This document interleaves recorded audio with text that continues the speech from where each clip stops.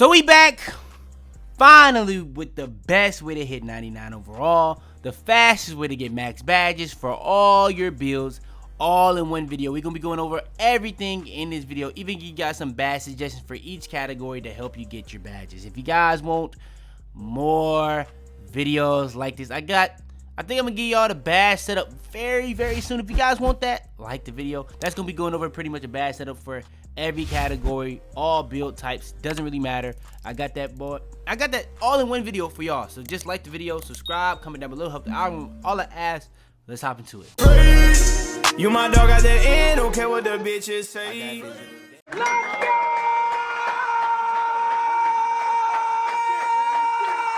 So off the rip, wasting no time, we're gonna hop straight into it. So when it comes to the settings, you gotta get these settings perfectly. Now, when it comes to dunking, there's gonna be certain things that you have to figure out. Do you wanna use dunk meter? Do you wanna use these other settings? If you guys wanna get even more in detail on that, just go watch the finishing, because I went over like how to use the dunk meter, other things that you can use for like flashy dunks, rim hangs, and all that different type of stuff. I've gotten now used to using the dunk meter, but if you're not used to it still, there are stuff in that video that you can pretty much take and use it here. But when it comes to this, you're gonna want to figure out the best game difficulty to get the most XP. Now, me personally, if you want to reach it faster, get most XP possible, Hall of Fame. But if you're not good enough, or you want to have something a little lower, I guess, I don't know, you can just go with lower. But it does make a significant difference. I was able to get 130k in a game, no glitch, second game starting, on my 6'9" build with 90k playmaking. So I'm telling y'all, if y'all use this method, you're gonna want to put this to the highest difficulty possible that you can actually do stuff on. If you can't do some on Hall of Fame, do stuff on Hall of Fame, don't put it on Hall of Fame. You can't do stuff on Superstar, don't put it there. Do it based off what's perfect for you. It's that simple. All right, so when it comes to the method to reach 99 fastest way possible, in my opinion, the best way is throwing lobs. Now, what I do is I just call for a screen, and if it's two people on my left, I want to go towards the right. If it's two people on my right, I'm gonna go towards the left. So if I'm going towards the left, I'm gonna tell them to set the screen on my left. If I want to go right, I'm gonna tell them to set the screen on my right. Now, what's easier probably is going to like the hash and then calling for a screen, and then doing from there, just run straight to like the corner, and then he'll go to the rim.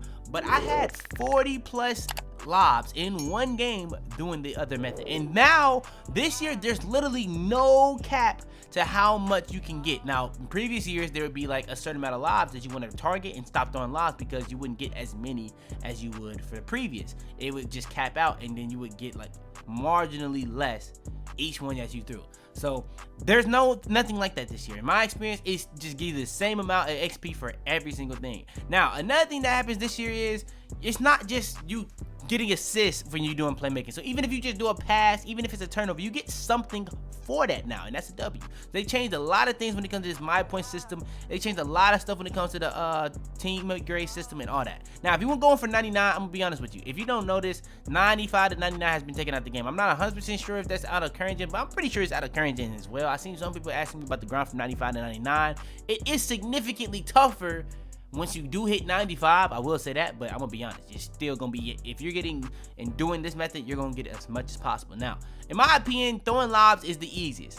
Throwing flashies is up there too, but I would say throwing lobs is the easiest. Now, if you can get contact dunks, that's up there too, but you're not getting as much at all. I would say throwing lobs is the easiest. But if you're going for contact dunks, you want to get you a go-to move that you can get around the defender and keep people in the paint so that you can have somebody to dunk on. That's one. Go for lobs. If you're not really a person that can create for yourself, just go for lobs. That's another one. And when it comes to going for lobs, you can do it on fast break. So what I do on my slasher, on a fast break, I throw a lob to myself. In a half-court setting, I'm going for a contact dunk. It's pretty much just that simple for the finishing. For defense, pretty much all you gotta do for defense is just get steals and blocks. What I do is get as many bump steals as possible. But again, when it comes to defense, like I said, in the defensive method, you have to play based off your play style. A lot of people this year either don't have steal or they don't have block. Like a lot of big men, they don't have steal. In my opinion, if you're a big man, you will be better off probably just playing like a wreck. I'm gonna be honest. You get a lot of XP this year playing wreck this year, especially if you're big. So if you're big, just play wreck. You know what I'm saying? It's just that simple. Even if you don't have a 5, you can really go in there and get smashed and have a lot of XP if you're actually a good big, because you're gonna get rebounds, you're gonna get a lot of shot contests. A lot of that stuff is gonna happen. I'm just letting y'all know that. But yeah, get steals, get blocks, get rebounds. as you're big, you can get a lot of different things that's miscellaneous, like shot contest. If you bump into people, you play good defense, all different type of things when you're big. Now, there's a lot of stuff like that for finishing and playmaking as well. Now, when it comes to shooting is kind of a little bit more complicated because it's based off if you're making or missing said shots. So if you're missing too many shots, you're not gonna get as much XP for shooting. But if you're making your shots, you're gonna be perfectly fine and be able to go crazy for the entire game. Now, there's been games where I have missed 20 shots and still get a lot, but there's games where I missed twice and I got 50k XP for shooting. So it's really just depending on you and what you're doing. Now, all this stuff is literally based off your build. Some builds aren't gonna be able to throw lobs as easy as others. I was doing the lob thing with just a 70 pass accuracy, needle threader, and special delivery. So you're gonna be able to do that lob thing with any build, in my opinion. I feel like throwing lobs in 2K23 is the by far best way to get your my points up, get your overall up, get as many badge points as possible. In that one game, I don't know how many badge points. I think I went from like 11 to 17, which is my max. But if I was able to go past 17, I probably would have been able to get to 20. Like I said, I got 90k playmaking in one game. No badge glitch. Now, there is a badge glitch where you can double up anything from any game. I believe that still works in my career. So if you guys want to do that, by all means do that, bro. You know what I'm saying? Only thing I'll say is I don't advise of doing glitches because you do have a chance of getting banned. So I just want to make sure that's known, that if you do a glitch, you have a chance of getting banned. It's just really that simple. So when it comes to these methods to help you, it really just depends on your play style. Even if you're big and going for defense, you have to do certain things, go for certain things. Like if you're locked, I would say go for more steals. If you're big, go for rebounds and blocks. If you're locked that has block on yours, you can even go for blocks. If you're a slasher, you're gonna go for contact dunks, catch lobs. If you're a shooter, you're gonna go for as many limitless range shots, as many fades as possible. But at the same time, you wanna do what's comfortable for you because you don't wanna miss. If you miss, the more you miss, the less XP you get.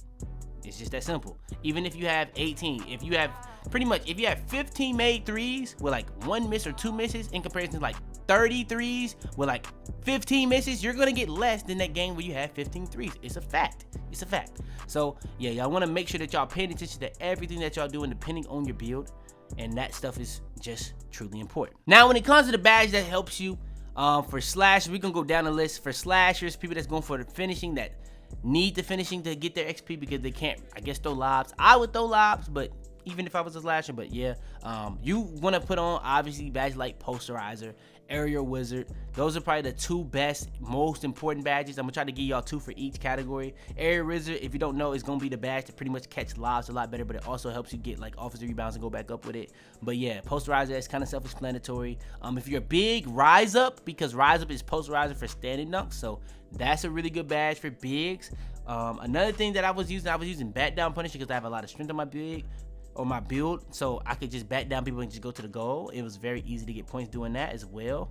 So yeah, acrobatic layups also help you. So if you want to go with acrobat, you can do that as well. Celebrity finisher as well, limitless takeoff as well. These are all great badges to help you get badges, but the main ones I would say is Posterizer, Rise Up, or Area Wizard. Now, when it comes to shooting badges, it's pretty simple.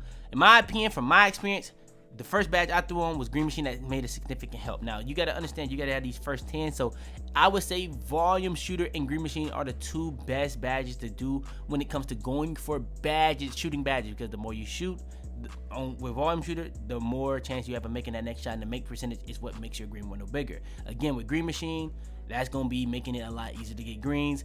You're going to see a significant difference. Now, when it actually comes to like badge that'll help you with the main things that get you the most badges, like limitless range threes get you a lot more badges than just on the line threes. So obviously a badge like limitless range will help you shoot from deeper. Now, you can shoot from limitless range without limitless range badge, as I've said multiple times in videos, and I was shooting from pretty deep without limitless range before I even had limitless range.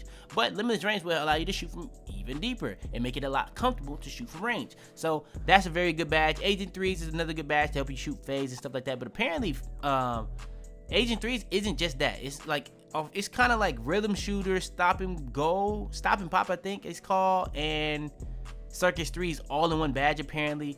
I don't know if that's 100% sure still. A lot of people in my badge video was coming in that, but I'm gonna take their word for it. They say it's activated on stuff like that, but it's been badged in the past that activate on certain stuff and it actually didn't do anything. It's been badged in the past that don't activate it on certain things and it still was working. So I'm not 100% sure if we can trust that 100% right now, but either way, for fades, we know it works for fades, so yeah, it's gonna help you hit a lot more fades. So for shooting, that's gonna help you a lot. Now when it comes to playmaking, it's really simple what you need to put on. In my opinion, the best one hands down is special delivery. That's gonna help you a tremendous amount.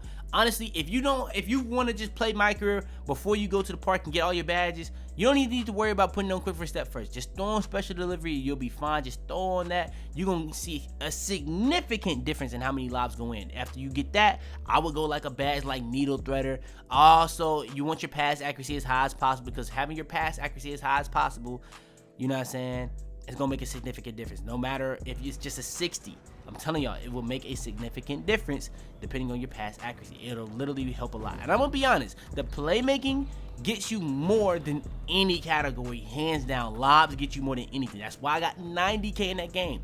I literally will probably steal, even though y'all saw I probably maxed out my badges doing that, and I'm still gonna just go for lobs because it gets you significantly more. So if you take anything from this video, that's why I went over to playmaking first when I was going over the actual method.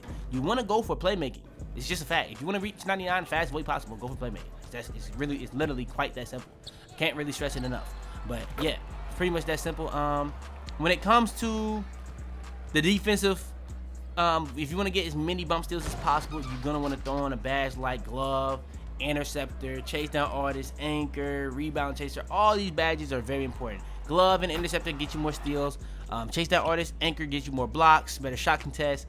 Challenger may be another good badge to throw on just to get you even better shot contest or more consistent shot contest on the perimeter.